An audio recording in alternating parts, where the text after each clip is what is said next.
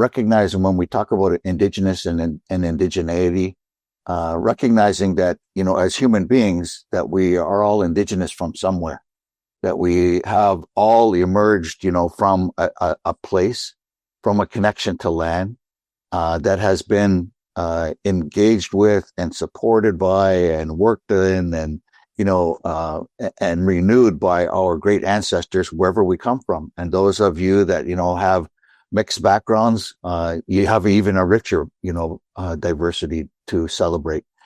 You have to choose, where you want to live and where you want to be. I think that recognizing, the nature of our learning and the nature of our engagement here and our responsibility when we look at Indigenous cultures. And for those of you that are Indigenous and that are still holding on to your traditional knowledge and your understandings of ceremonies and traditional practices, that within our unique knowledge and our diverse knowledge systems, all of those questions are already provided for us. The answers to them are provided for us. We know why we're here. We know where we come from. We know, what we're supposed to do while we're here. So that understanding of that is implicit within our knowledge systems, and to be able to bring that forward, to share that with others, is a critical contribution that we have to the let's call it the pool of human knowledge. That grounding that we feel, when we walk on the earth. And now today, we live in a world where we can live wherever we want to live, living, away from their home, and starting a new home. We have that capacity to be able to do that. But the idea behind it is that wherever we choose to live and whatever we choose to do on that landscape, we have a responsibility to take care of the places that we're going to be living in. And one of the foundational pieces for me in terms of understanding and connecting with place is to look at who has been here the longest of that period of time. And at the same time, to look at what do we have to learn from them, the people that have been there for a long period of time, that will help us to sustain and perpetuate the life power of the places that we're choosing to live. And I think that, when you look back and you reflect on Indigenous knowledge, and just real quick on this one, just to give you a kind of a picture of the thinking behind that.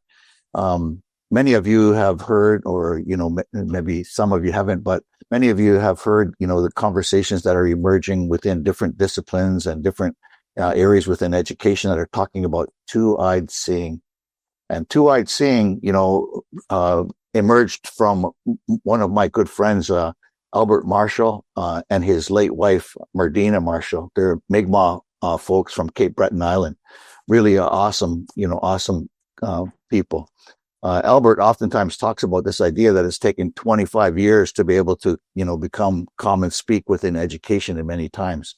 So the idea behind it is that from one eye, and if you have cover one eye, you can kind of get around and, manage all right. You're going to bang into a few things and fall down a bit, but, you're going to get back up and keep going, hopefully.